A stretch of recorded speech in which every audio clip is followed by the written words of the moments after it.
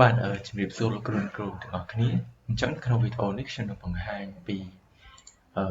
របៀបគ្រប់គ្រងរបៀបក្នុងការបង្កើតថ្នាក់រៀនបាទសម្រាប់គណៈគ្រប់គ្រងនៅតាមសាលារៀនដែលចង់បង្កើតថ្នាក់រៀនសម្រាប់គ្រូ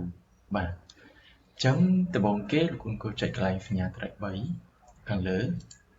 បន្ទាប់មកលោកគ្រូចុចកន្លែងថាថ្នាក់រៀនបាទ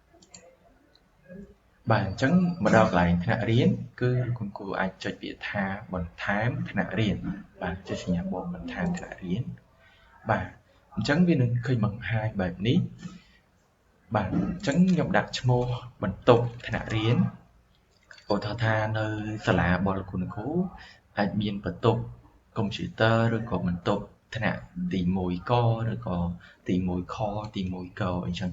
ឧទាហរណ៍ឥឡូវខ្ញុំដាក់ថាថ្នាក់បំប៉ន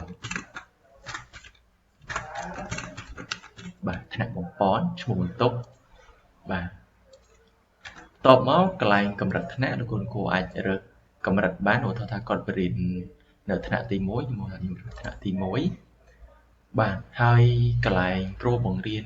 នេះបើសិនបើ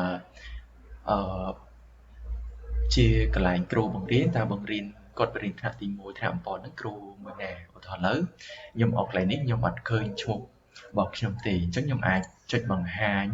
គ្រូបង្រៀនទាំងអស់អញ្ចឹងកន្លែងចុចបង្ហាញគ្រូបង្រៀនទាំងអស់ហ្នឹងគឺវានឹងបង្ហាញគ្រូនៅក្នុងសាលារបស់លោកគ្រូទាំងអស់មកបាទអញ្ចឹងឧទាហរណ៍ខ្ញុំស្វែងរកបាទឈ្មោះខ្ញុំបាទអញ្ចឹងខ្ញុំបាទនេះគឺជាឈ្មោះគ្រូរបស់ខ្ញុំបាទតើខ្ញុំឈ្មោះបាទច័ន្ទស៊ីថែនបាទអញ្ចឹងឈ្មោះថ្នាក់ហ្នឹងឧទាហរណ៍ថាឥឡូវខ្ញុំដាក់ថាថ្នាក់បំប៉នឧទាហរណ៍ថាកអញ្ចឹងបាទថ្នាក់បំប៉នកឈ្មោះថ្នាក់គុំព្រោះឈ្មោះបន្ទប់ផ្សេងឈ្មោះថ្នាក់ផ្សេងបាទអញ្ចឹងឈ្មោះបន្ទប់ហ្នឹងអាចថាឈ្មោះបន្ទប់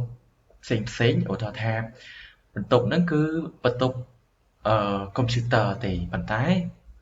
គឺមានលោកគ្រូមកបរិញ្ញានៅបន្ទប់ហ្នឹងមានគ្រូផ្សេងគ្នាហើយគាត់អាចមានថ្នាក់របស់គាត់ផ្សេងគ្នាឧទាហរណ៍ថាគាត់ថ្នាក់ទី1កអញ្ចឹងទៅគាត់ថ្នាក់ទី1ខអញ្ចឹងទៅគាត់បរិញ្ញា2ថ្នាក់អញ្ចឹងទៅគាត់ប្រើបន្ទប់នឹងអញ្ចឹងកន្លែងឈ្មោះថ្នាក់នេះគឺអាស្រ័យទៅលើលោកគ្រូអ្នកគ្រូដែលបង្រៀននៅក្នុងបន្ទប់នឹងបាទបន្ទាប់មកឆ្នាំសិក្សាបាទឆ្នាំសិក្សាឧទាហរណ៍2025 2026ហើយចំនួនសិស្សក្នុងថ្នាក់អាចដាក់បានអតិបរមាគឺ200សិស្សបាទឧទាហរណ៍ឥឡូវខ្ញុំបរិញ្ញា100សិស្សបាទហើយខ្ញុំចុចបន្ថែមថ្នាក់បាទកន្លែងនេះគឺដោយសារឈ្មោះថ្នាក់ពេលខ្ញុំចុចទៅវាបង្ហាញថាសូមឈ្មោះថ្នាក់ហ្នឹងមិនអាចដូចគ្នាបានទេដោយសារថ្នាក់ឈ្មោះថ្នាក់កហ្នឹងគឺវាច្រើនគេបង្កើតហើយអញ្ចឹងឧទាហរណ៍ឥឡូវខ្ញុំដាក់ថ្នាក់ខ្ញុំដាក់ឈ្មោះផ្សេងខ្ញុំដាក់ P ថំបាទខ្ញុំដាក់ឈ្មោះ P ថំម្ដងបាទអញ្ចឹងពេលដែលខ្ញុំដាក់ឈ្មោះ P ថំទើបបាទបង្កើតថ្នាក់បានអញ្ចឹងពេលដែលបង្កើតហើយលោកគ្រូអាចស្វែងរកថ្នាក់តាមឈ្មោះខាងលើបានឧទាហរណ៍ខ្ញុំដាក់ P ថំបាទនេះគឺឈ្មោះថ្នាក់បំប៉នដែលយើងបានបង្កើតមិញបាទអញ្ចឹងយើងអាចបង្កើតថ្នាក់បំប៉នបានហើយបើសិនបើលោកគ្រូចង់កែវិញអាចចុចសញ្ញាកន្លែងដូចរូបពេជ្រនេះមកអាចកែឈ្មោះថ្នាក់បានឧទាហរណ៍ខ្ញុំដាក់ថា P ថំ